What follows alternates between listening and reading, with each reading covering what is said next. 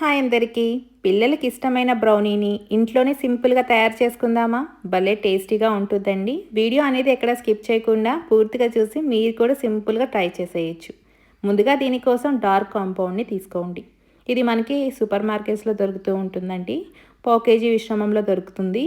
దాంట్లో సగం వరకు తీసేసుకొని చక్కగా మనం ఇలా తురుముకోండి. చాక్లెట్ మిశ్రమాన్ని బాగా సన్నగా తురుముకోవాలండి.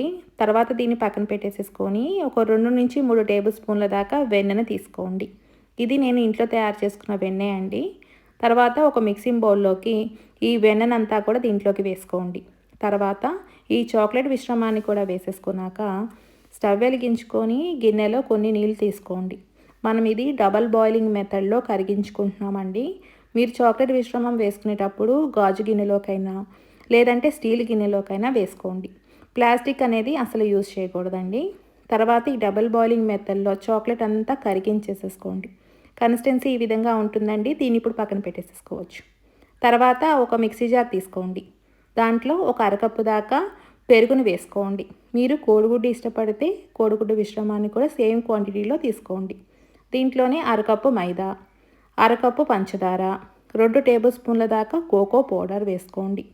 తర్వాత ఒక టేబుల్ స్పూన్ దాకా బేకింగ్ సోడా, 2 టేబుల్ స్పూన్ల దాకా రిఫైన్డ్ ఆయిల్ వేసుకొని ఈ మిశ్రమాన్ని అంతా కూడా బాగా బీట్ చేసుకోండి. ఎక్కడ కూడా పిండిముద్దలు లేకుండా బాగా మిక్సీ జార్లోకి వేసుకొని బాగా బీట్ చేసుకుంటే కన్సిస్టెన్సీ ఈ విధంగా వస్తుందండి.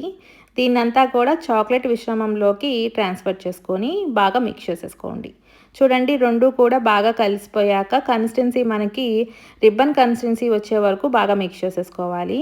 ఒకవేళ అవసరమైతే కొద్దిగా మైదా పిండి జల్లించి వేసుకోండి, లేదా ఈ విధంగా ఉంటే సరిపోతుందండి.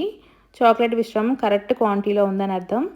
ఇప్పుడు దీంట్లోనే మనం పావు టేబుల్ స్పూన్ దాకా వెనీలా ఎసెన్స్ కానీ చాక్లెట్ ఎసెన్స్ కానీ వేసుకోండి. దీన్ని ఒకసారి మళ్ళీ మిక్స్ చేసేసుకొని బటర్ పేపర్ వేసుకున్న ఈ కేక్ మౌల్డ్లోకి ట్రాన్స్ఫర్ చేసుకోండి. ఒకవేళ మీ దగ్గర బటర్ పేపర్ లేకపోతే కొంచెం ఆయిల్ అప్లై చేసేసుకొని మైదా పిండి టెస్ట్ చేసేసుకుంటే సరిపోతుంది. తర్వాత ఈ బ్యాటర్ అంతా దాంట్లోకి ట్రాన్స్ఫర్ చేసుకున్నాక పైన కొంచెం గార్నిష్ కోసం నట్స్తో గార్నిష్ చేసుకోండి. అలాగే కొన్ని చాకో చిప్స్ వేసుకోండి. ఇవి పూర్తిగా ఆప్షనల్ మాత్రమే. 5 నిమిషాల ముందు ప్రీహీట్ చేసుకున్న ఈ గిన్నెలోకి చక్కగా ఈ బ్యాటర్ని ట్రాన్స్ఫర్ చేసుకొని మూత పెట్టేసి మీడియం ఫ్లేమ్లో ఒక అరగంట పాటు కుక్ చేసుకోండి. కన్సిస్టెన్సీ మనకి ఈ విధంగా ఉండేటట్టు చూసుకోండి. కేక్ బేక్ అయిందో లేదో చెక్ చేసుకోవడానికి టూత్ పిక్తో చెక్ చేసుకోండి. తర్వాత దీన్ని పక్కకు తీసేసుకొని పూర్తిగా చల్లారనివ్వండి. తర్వాత అంచంతా స్క్రాప్ చేసేసుకొని డీమోల్డ్ చేసుకుంటే చక్కగా ఊడొస్తుందండి. తర్వాత ఈ బటర్ పేపర్ని తీసేసుకొని ఇంకొక పక్కకి టర్న్ చేసేసుకోండి. మంచి షేప్ కోసం చుట్టూ అంచంతా కూడా స్క్వేర్ షేప్లో నీట్గా కట్ చేసేసుకోండి. కట్ చేసుకున్న వాటిని మనం ఇంకా చిన్న చిన్న పీసెస్గా కట్ చేసుకొని సర్వ్ చేసేసుకోవడమే. చాలా ఈజీగా చేసుకోవచ్చండి ఈ బ్రౌనీ. బయట కొనేదానికన్నా సింపుల్గా ఇలా ట్రై చేసామంటే పిల్లలకి భలే నచ్చేసిద్ది. ఇంకా కావాలని అడుగుతారండి. అంత టేస్టీగా ఉంటుంది. ఈ వీడియో చూసి మీరు కూడా ట్రై చేస్తున్నట్లయితే ఎలా వచ్చిందనేది కామెంట్ రూపాన్ని తెలియచేయండి. మరెన్నో టేస్టీ అండ్ క్విక్ రెసిపీస్ కోసం నా ఛానల్ చూస్తూ ఉండండి. Thank you for watching.